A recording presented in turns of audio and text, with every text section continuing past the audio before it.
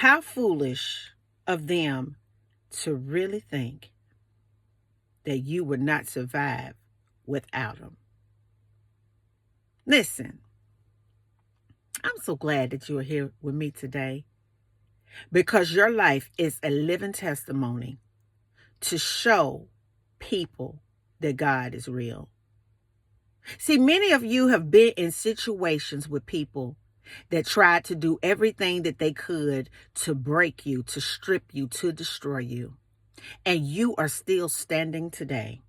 That man, that woman that you were in that relationship with, that wreak havoc, not only on your mental, but on your spiritual and your financial.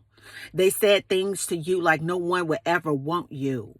Look at you. You're not the ideal type. You don't have any kind of money. They tried to do, the spirit in them tried to do everything that they could to break you down so that you would be codependent on their affirmations and their validation to sustain you.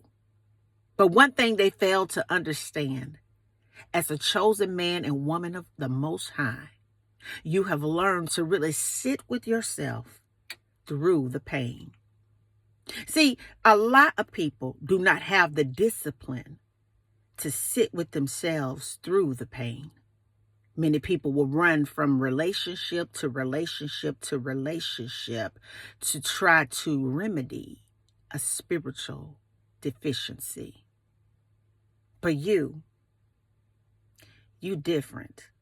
Your mind is different. Your flow is different.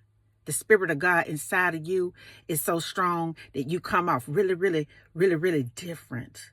That difference, though, is the thing that attracted that narcissist. That difference is the thing that your enemy despises you for. That difference is the part of you that makes hell nervous. That difference has demons trembling, trying to come up with a strategy to take you down. It's that difference. It's that edge. It's that gifting. It's that talent. It's that thing that God has wrapped himself around inside of you.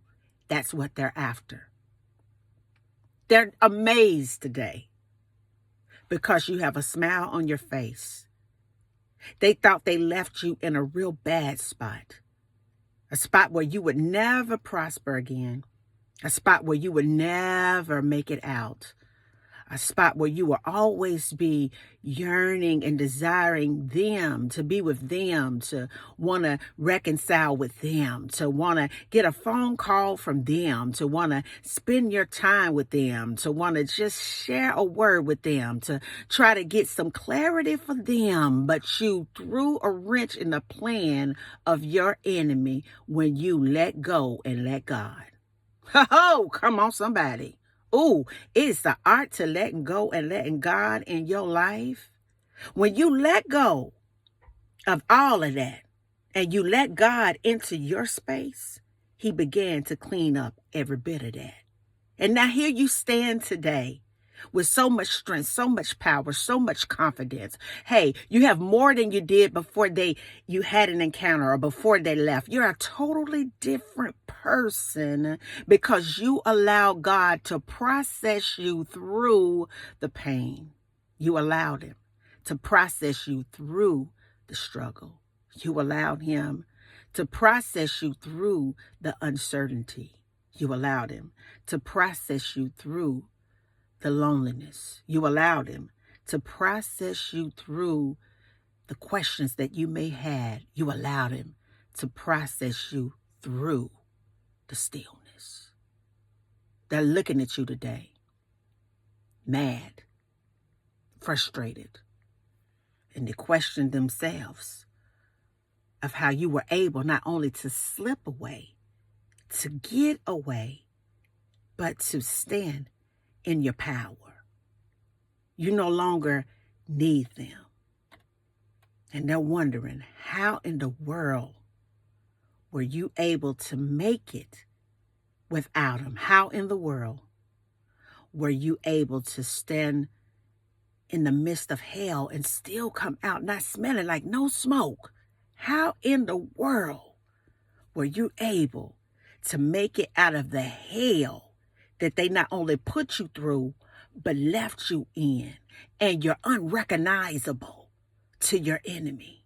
You are shining and radiating like an angel from heaven because you got God from the beginning to the ending.